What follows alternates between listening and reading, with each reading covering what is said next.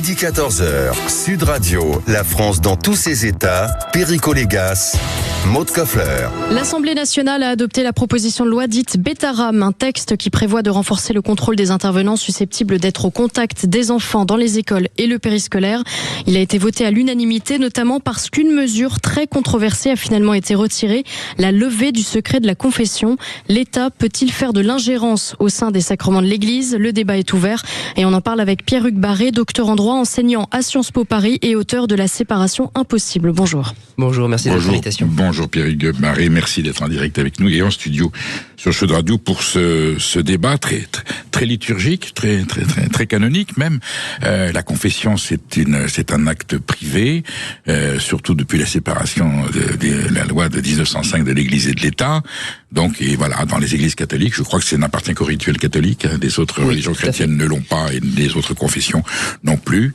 Ce système de la confession qui, alors certains disent, c'est une première forme de psychanalyse puisqu'on se livre à une autorité, mais d'autres vous disent, c'est pour ça que l'Église catholique et que la curie romaine, le Vatican, étaient très informés, parce que à l'époque les informations remontaient et la confession était le premier système de renseignement international qui permettait au Saint-Père de savoir exactement ce qui se passait dans le monde, en tout cas chez les puissants. Et vlati pas que la République dit, mais nous on veut savoir aussi.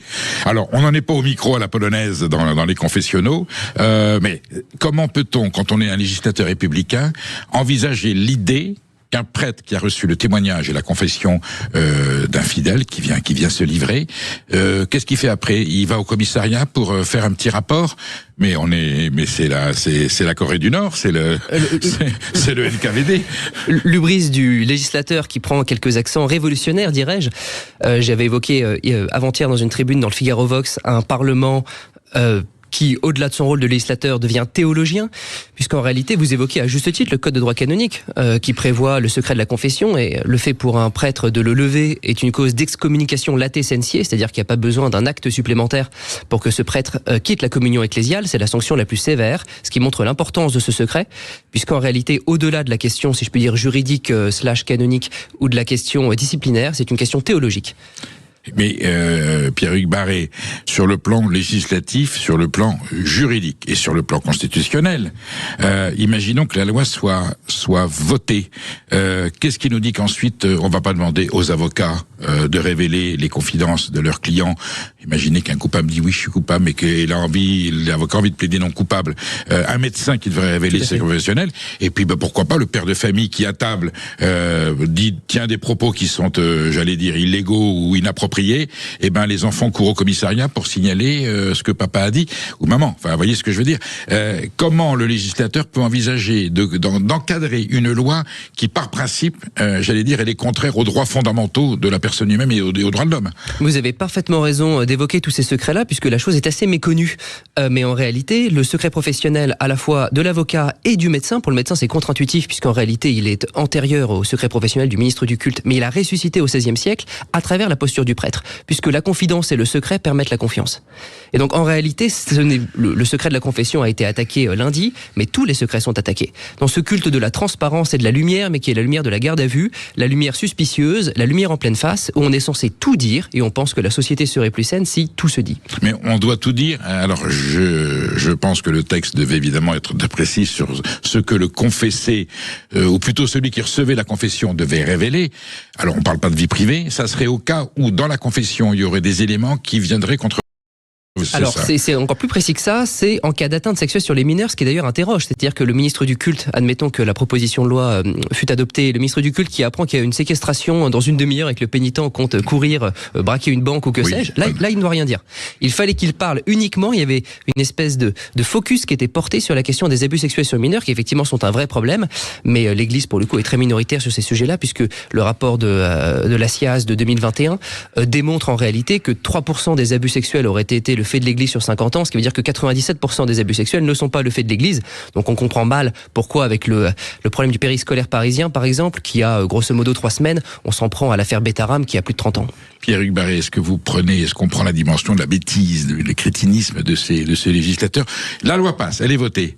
vous imaginez tous ceux qui sont prétendus pédophiles ou qui veulent atteindre, ils vont aller au confessionnal sachant que le prêtre à qui ils vont se confier doit révéler le secret, ils vont se taire, c'est terminé. Donc là, Évidemment. on est sûr du coup de ne plus avoir la moindre information. C'est fabuleux quand même. Vous avez parfaitement raison. Et au-delà de ça, on mettrait une brèche sur le secret absolu, puisque le secret de la confession, je peux donner différents exemples, mais est totalement absolu, ce qui rassure d'une certaine manière. Vous savez, lorsque vous donnez... Il n'est pas reconnu légalement. Il est dans le droit canonique. Alors, la République ne le reconnaît pas. Alors, la République le reconnaît via la jurisprudence de la Cour de cassation, qui admet le secret du ministre du culte, qui est assimilé aux avocats et aux médecins. Voilà, ce sont les secrets professionnels. Exactement, c'est une assimilation par le biais de la jurisprudence. Voilà. C'est pas spécifique. Tout à fait, c'est pas spécifique à l'Église catholique, effectivement. Mais ce secret, en tout cas, existe en droit canon. On voit mal un ministre du culte le violer, quand bien même la loi l'y contraindrait.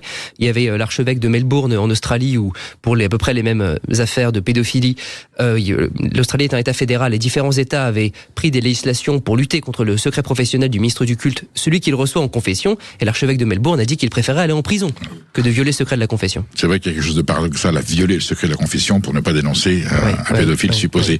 Pierre-Hugues Barré, parlons des politiciens qui sont à l'origine de cette démarche législative. C'est dans l'Assemblée nationale actuelle, dont on connaît la spécificité, j'allais dire un peu le désordre et la disparité. Le projet est sorti du crâne de qui, au départ, ce qu'on en sait? Alors, ça vient d'un rapport postérieur à la commission d'enquête sur l'affaire Betaram, et qui était à la fois présidé par une députée du camp Attal, désormais candidat déclaré à l'élection présidentielle, et le rapporteur était d'un député LFI. On se souvient des prises de bec entre François Bayrou, d'ailleurs, et tout à fait, bien sûr, député. Oui, et puis l'aspect un peu politicien, il a par la suite perdu la mairie. Inquisitorial, même, puisqu'on parle de confession, parlons d'inquisition aussi. Oui. Inquisitorial, oui, tout à fait. Et en réalité, c'est assez frappant de voir ce candidat, Gabriel Attal, qui passe pour le candidat libéral. Alors, qu'est-ce qu'il y a de plus libéral que de préserver la séparation, notamment entre les sphères morales et la sphère juridique, entre le fort interne et le fort externe, ce qui est violé par cette proposition de loi. Donc, Gabriel Attal n'est pas un candidat libéral, ce n'est pas non plus le candidat des libertés, mais c'est un candidat qui n'a aucune peine à s'allier avec l'extrême gauche pour lutter contre l'Église catholique au nom du buzz, puisqu'en réalité, il n'y aurait aucune conséquence pratique pour cette loi, d'une part parce que le ministre du culte ne demande pas la pièce d'identité du pénitent, et d'autre part parce qu'en réalité, vu le nombre de baptisés en France et de personnes qui vont à confesse une fois par an comme le demande l'Église catholique, imaginez que parmi eux il y ait des pédophiles, etc. Enfin, c'est capillotracté, pourrait-on dire. C'est vrai que nous sommes dans une république où le secret a toujours pesé, depuis le secret royal. Il y a des confidences, mais il y a aussi la transparence. Je comprends très bien qu'un législateur, on a besoin de transparence dans certaines institutions, qu'elles soient privées, s'il se passe des choses. La loi dit bien que lorsqu'on est informé d'un crime ou d'un délit, on a le devoir, en tant que simple citoyen, de le révéler, de le faire savoir. Ensuite, on rentre dans le système de la confession. C'est là où je dis, il y a quelque chose d'inquisitorial de demander à un confesseur, voilà, tu vas avouer ce qu'on t'a dit, tu es obligé de le déclarer. Et sur quels moyens, sous quelle pression? Ça veut dire que le prêtre qui considérait qu'il n'a pas à révéler se tomberait sous le coup de la loi et pourrait être emprisonné. C'était ça le projet de loi. Tout à fait, oui, ou être soumis à une peine d'amende, que sais-je. Et en réalité, ce débat n'est pas nouveau. Autant là, ça vient d'un goût du buzz, mais déjà sous l'Ancien Régime, au moment de la monarchie absolue, s'était posé la question de savoir si le crime de lèse-majesté, si un pénitent venait avouer à un ministre du culte qui souhaitait assassiner le roi, c'est une affaire évidemment théorique, mais dans les manuels des confesseurs, on disait que le confesseur ne devait pas parler, nonobstant la gravité du crime. Alors, pour autant, Pierre-Hugues Barré, on va mettre les pieds dans l'autre côté du bénitier. Est-ce que la confession aujourd'hui, en 2026, et on a tout à fait de respect pour les cultes, il y a le ministre de l'Intérieur et le ministre des cultes, et la laïcité, la loi 1905 protège les religions et leurs rites dès lors qu'ils restent dans le cadre de la loi républicaine. Est-ce qu'aujourd'hui, au vu de l'évolution des consciences, des mentalités, des mœurs, est-ce que le fait d'aller tout dire à un prêtre dans un confessionnal est conforme, j'allais dire, à nos attentes, à nos valeurs, à l'ère du temps? Vous allez peut-être me dire, il y a des gens à qui ça fait du bien, qui en ont besoin, et finalement la confession, elle fait de mal à personne, et peut-être qu'elle soulage certaines consciences, pour ne pas dire certaines âmes. Quand Bossuet définissait ce qu'est l'Église, il disait qu'elle avait pour mesure l'éternité, et pour loi la charité. Pour mesure l'éternité, c'est-à-dire qu'en réalité, les desiderata, les volontés de Gabriel Attal d'être élu ou non président de la République, la volonté de LFI de lutter, non pas contre les religions, mais contre la religion catholique en particulier, ou l'ère du temps, ne modifie pas ce qu'est le sacrement. Et saint Thomas d'Aquin, dans son commentaire des sentences de Pierre Lombard, et plus tard dans la Somme théologique, expliquait très bien que le secret de la confession est en fait la partie visible de la partie invisible du sacrement, qui est l'absolution des péchés. Comme les péchés sont absous par le ministre du culte, qui en réalité est ipse Christus, c'est-à-dire le Christ lui-même, eh bien le silence après la confession, le secret du ministre du culte prouve cette absolution des péchés. On n'est pas dans un cadre délictuel ou criminel. Par la suite, bien sûr, le ministre du culte peut et même doit imposer ou proposer aux pénitents d'aller au commissariat, de se rendre à la gendarmerie, etc.